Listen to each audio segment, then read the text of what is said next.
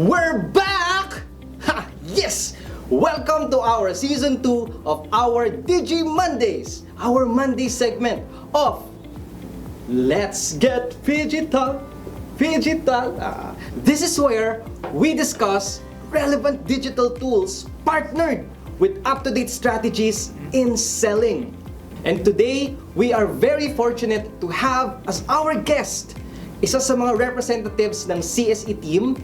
She's none other than Den San Jose. Den?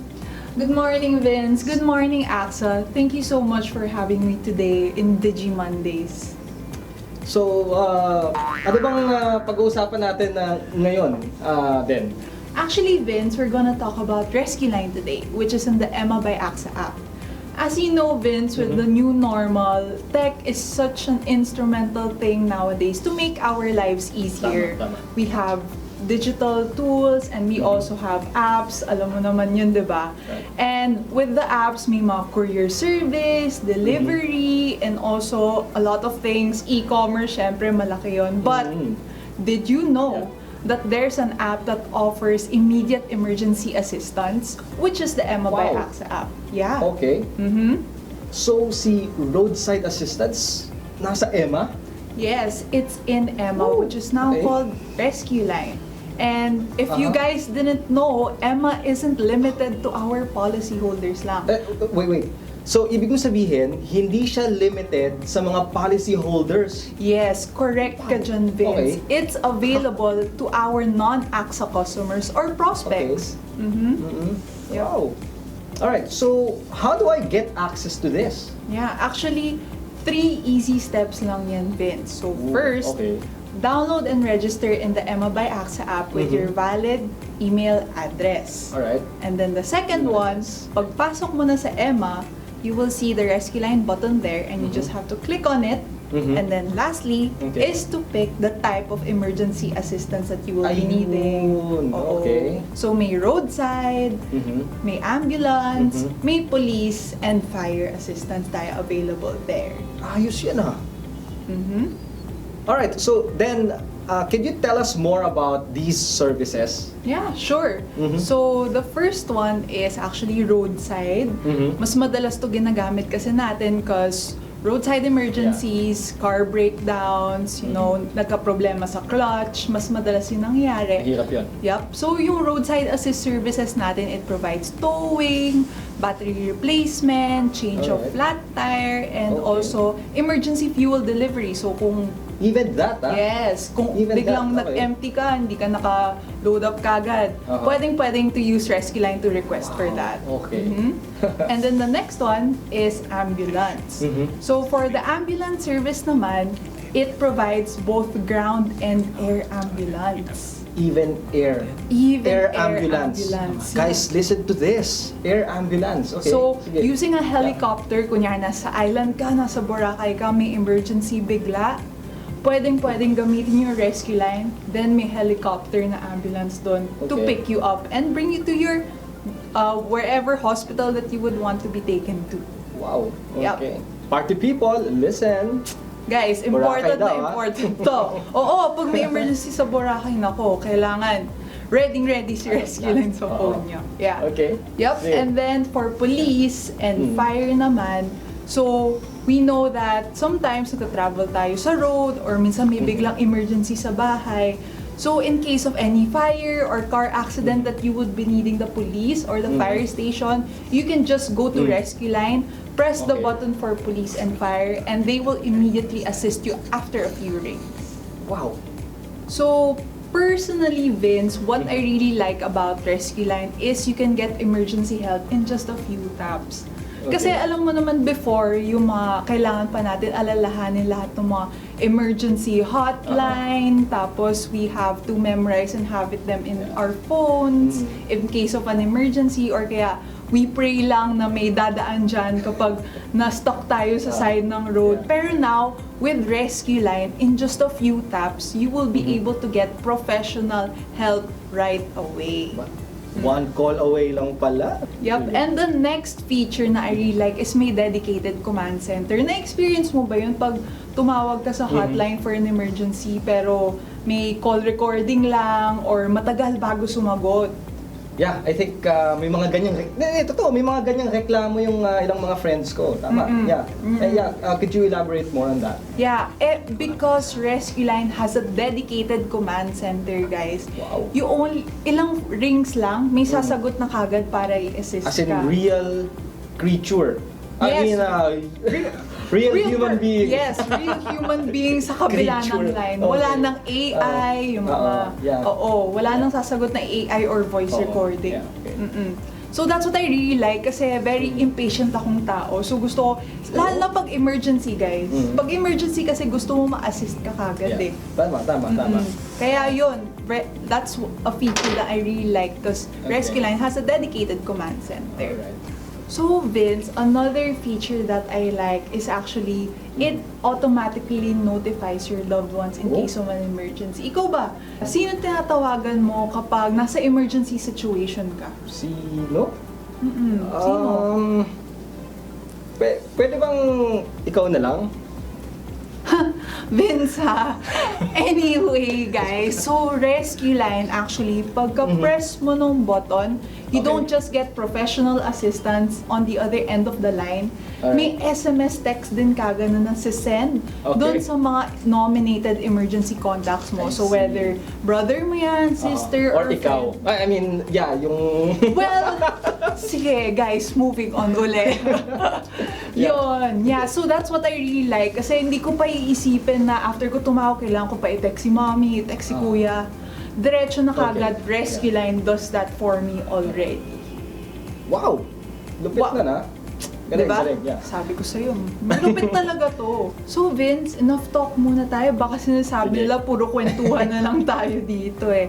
Let's hear it from an actual customer who experienced the benefits of Rescue Line during an actual emergency situation sa Batangas. So Vince, ready ka na ba?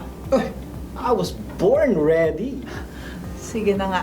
Ladies and gentlemen, ready na ba kayo? Please put it in the chat box below if you are. Ayan, I see people are ready, no, na. Vince? Yeah. Okay, Sige. let's roll VTR. Woo!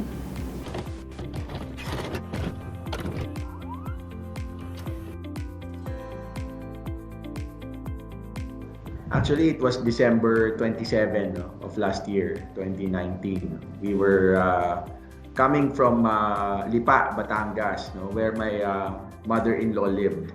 So we were visiting her since it was the post-holiday. And so we were coming from Batangas. It was probably around 7 or 8 in the evening when we were traversing down the Star Tollway. This is Star Tollway complex.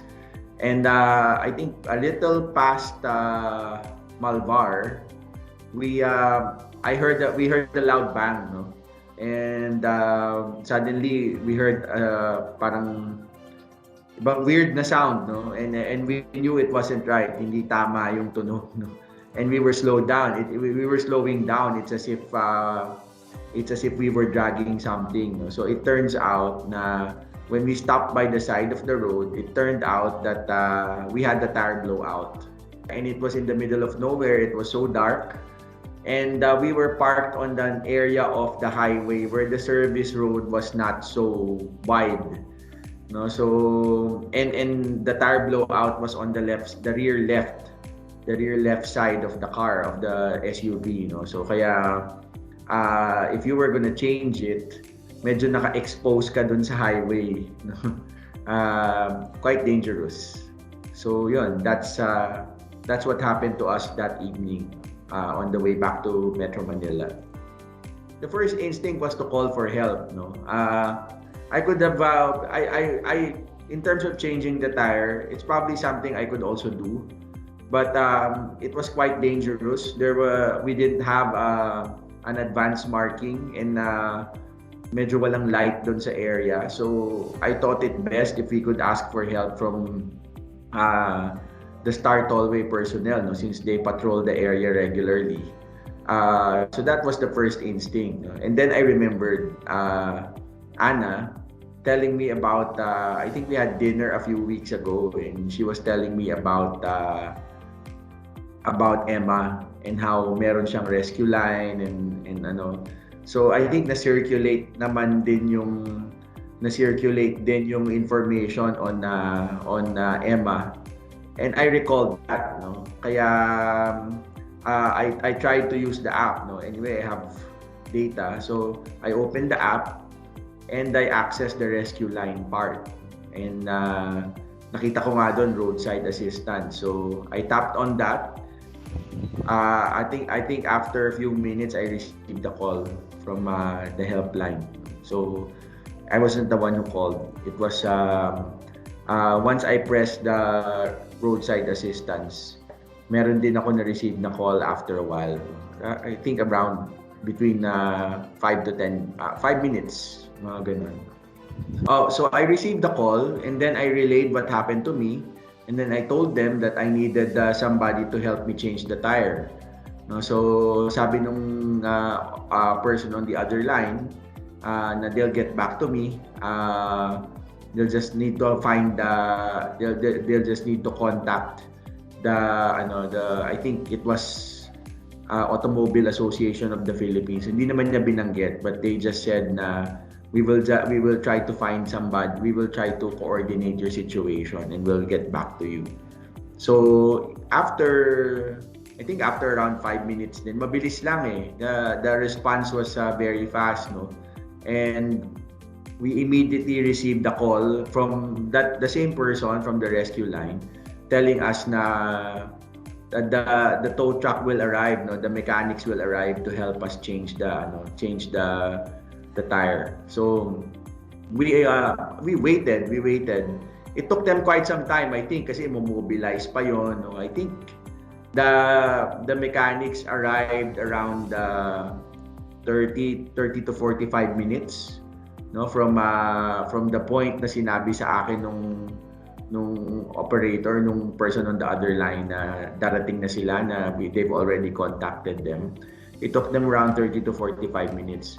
But what was good was that I kept getting a call periodically. I think it's roughly around 10 minutes apart, no, that I'm getting a call from the rescue line to verify kung dumating na, kung naayos na yung tire.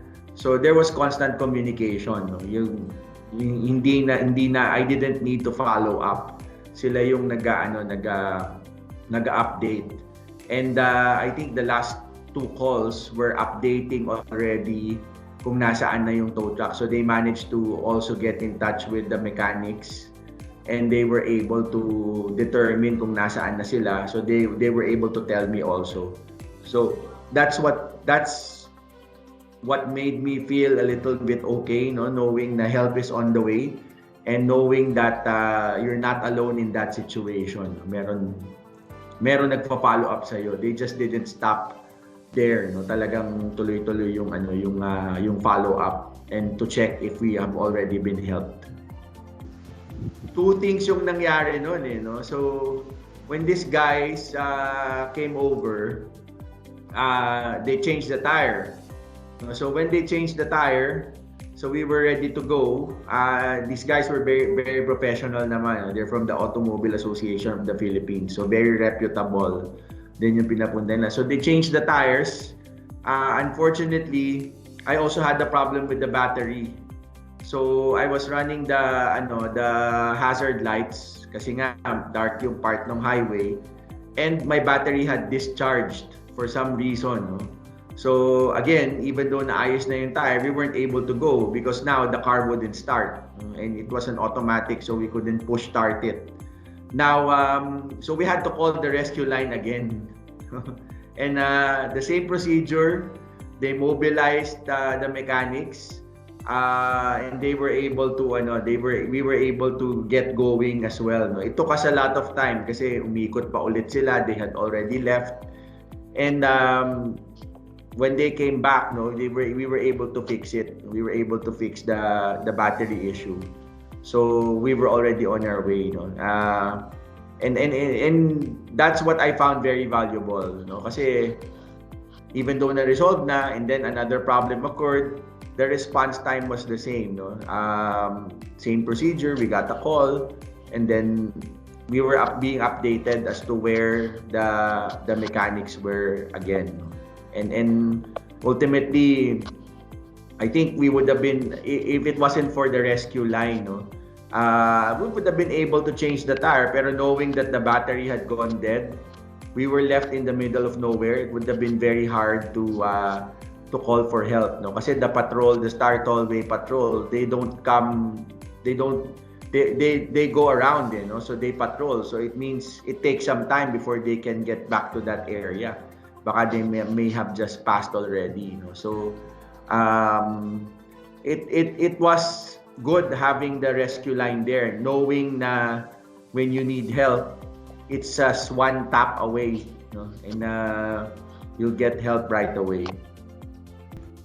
I talk about it all the time, no? And because I've tested it, and when you've tested something and you were happy with the results, I think it's what most people do. They talk about it, and every time I get the chance, I tell people to download the Emma app, you know, because and I tell them, no, you don't have to be an AXA insurance holder to use it.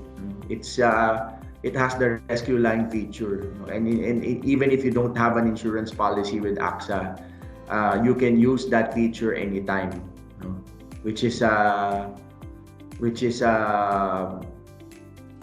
something that is very valuable, especially at this time, no? Sometimes ang dami-daming numbers, you don't know who to call, you don't know who is available to help you. It's good to have the rescue line because you know they'll be available to help 24/7. Okay, to everyone, I hope you'll find the time to download and install the Emma app. It's really helpful, and we know that for AXA, we are in the business of protecting people against life's uncertainties. No, and an emergency or a road accident, a road incident, a breakdown is also an uncertainty. You know, sometimes we're not sure when it will happen, and having the AXA Emma app can ensure that you will always have somebody who is ready to help you 24/7. Wow! Then, lupit tong experience ni Jimbo, ano? He called for help 7 p.m. past the working hours, and he was able to call 2 different services, one after the other. Correct. Pero, yan, sabi nga niya, yung response time, it's the same pa rin. Mabilis pa rin, syempre. Galing, di ba? And, you know, consistent yung service update of arrival ng service. Wow! Ang galing! Feel na feel mo talaga that there's someone with you habang nasa emergency ka. Alright, so at this point, we'll have some FAQs. Then, itong mga FAQs na to, these are questions na we had from the past. Oh, okay. Right? So, the first question is this. Kailangan ba na mag-purchase ako ng isang AXA insurance policy in order for me to obtain the AXA Rescue Line services? Yeah, actually Vince, na-mention na yan kanina. You don't have to purchase an AXA policy with us to access Rescue Line. It's even available to our non-AXA customers or prospects. Ayun. Naku, hindi ako nakikinig eh. Sorry ah. Pero, thank you for reminding us about it.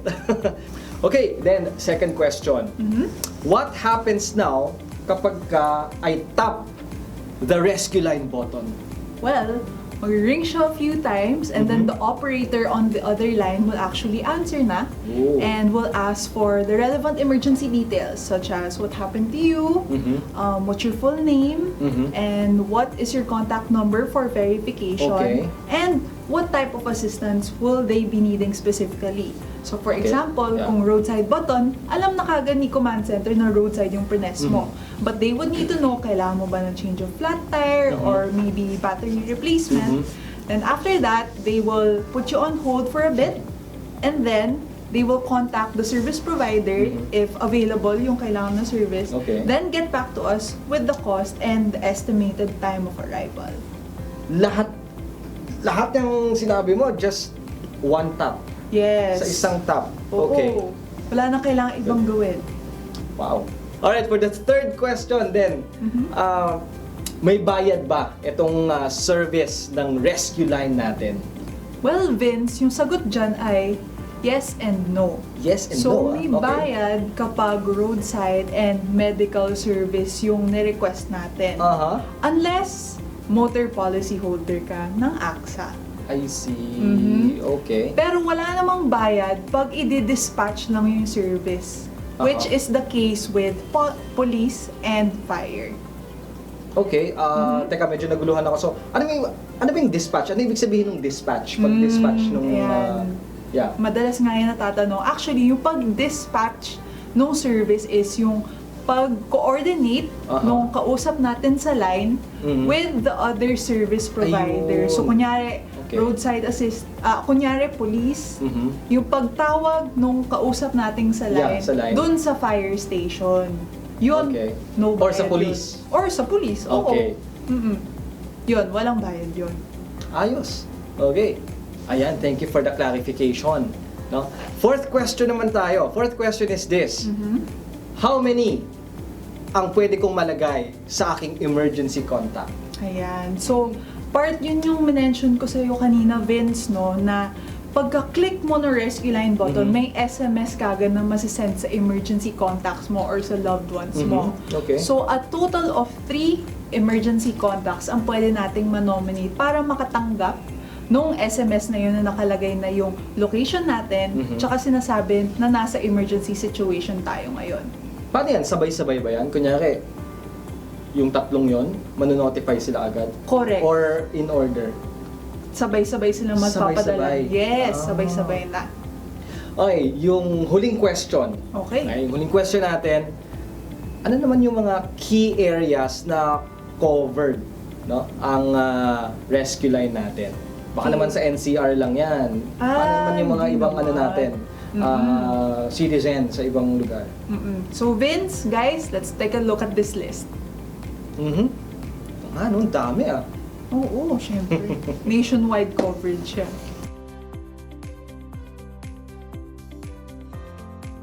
Ayan, nako. Guys, talaga naman, no? Siksik liglig ang pinag-usapan natin about our rescue line services. Kaya naman, no? Malaking thank you!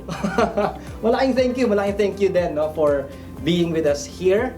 And sana maging guest ka ulit namin dito, ha? Of course naman, Vince, yun lang naman pala, guesting lang pala eh. Syempre, Yo! pwedeng-pwede yan. Okay. And thank you rin, Vince. I really had fun today. And maraming salamat to our dear viewers for watching. I'm sure all of you guys would want to take advantage of the services that we offer through Rescue Line. So again, guys, thank you so much and bye! So being part of the Trainer to Sell program and from one distributor to another, I encourage you to encourage your existing customers and even prospects to download the Emma by AXA and take advantage of the Rescue Line feature doon. Kaya naman, this digital tool is designed not just for your after sales, but also, and more importantly, to generate new businesses regardless kung anong channel ka. And in so doing, well, it'll increase your business. My name is Vince Lubiran, and this has been DigiMondays!